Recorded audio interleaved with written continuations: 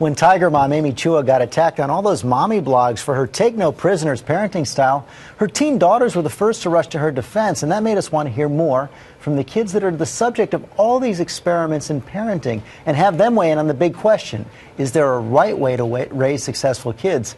Juju put that question to three highly accomplished teenagers. She's here to tell us what she found, and these kids were raised in very, very different styles. Very different ways. And I think what the intensity of the Tiger Mom debate showed us was the fact that, understandably, parents are passionate about parenting.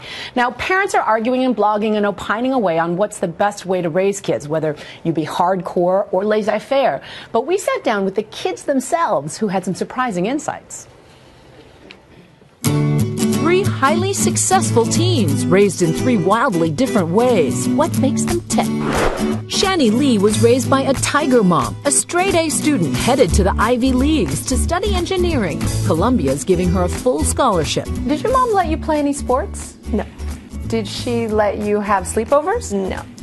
Well, I had one, but that was like in middle school, but it was at our house. When I was younger, she would make me do practice work when I get home.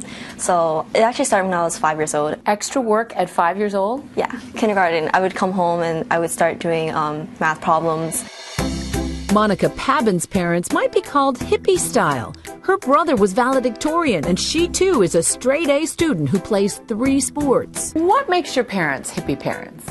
Well, they let me pretty much do anything I want. Like, if I don't interfere with family time, I can just do whatever I want. They don't force you to do homework? No. In fact, quite the opposite, right? Yeah, she actually tells me to take a break and play video games. John Ferrari gets mostly A's and loves computers. His parents are very protective, aka helicopters. We're referring to your mom as a helicopter mom. Is that fair?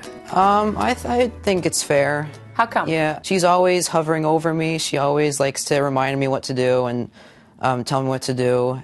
One of the upsides is that since she's always guiding me, I really don't have to do that much on my own. All 3 feel high expectations from their parents. Child development experts say that's a good thing, as long as there's not too much pressure. A B was not acceptable. Not for 3rd or 4th grader, no. Yeah. I was so scared when I came home with a B in high school. What were you afraid of? I don't know, just like disappointment maybe, or like I probably could have done better maybe, but...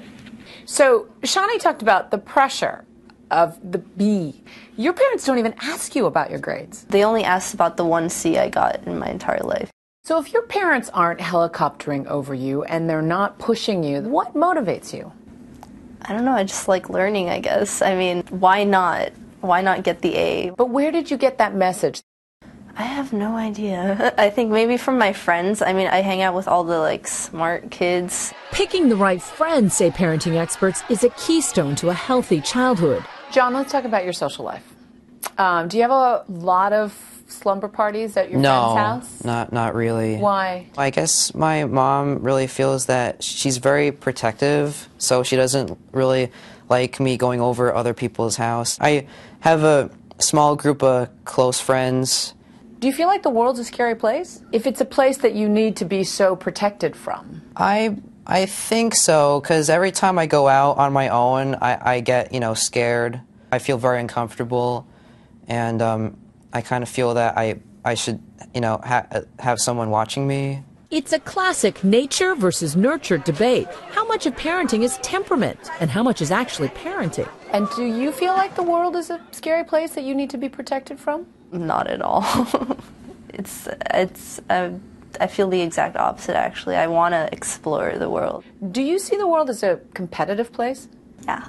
My mom told me, like, okay, no, I'm preparing you. The reason why I'm so strict with academics is because I have to prepare you. You have to do well enough to be able to compete in the global workforce, basically.